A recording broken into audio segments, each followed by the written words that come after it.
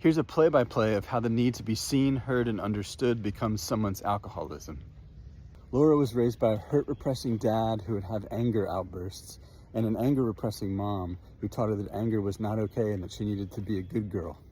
So little by little, over time, Laura's system learned that it had to push down and repress anger in order to stay safe and get love from her parents.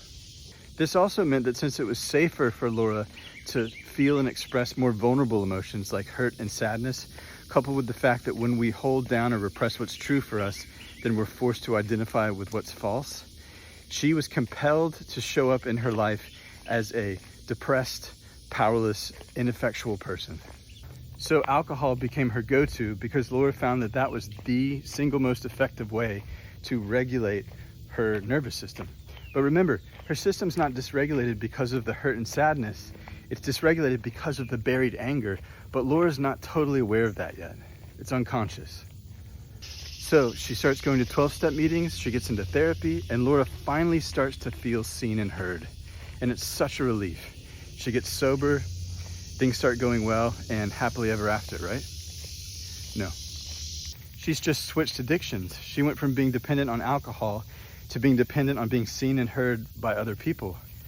And guess what she still has to do to be seen and heard from childhood? Repress her anger, push it down, repress her power, be a good girl. This is the root of suffering, folks. It's not addiction, it's not depression, it's not other people not seeing and hearing us.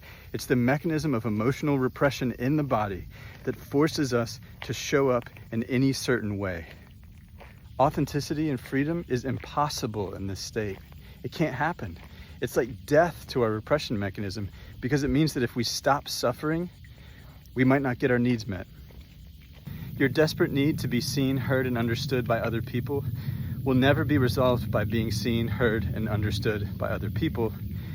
It'll be resolved by accessing, feeling, and expressing your buried emotions. In doing so, we meet our own needs. Learn how at repressiontest.com.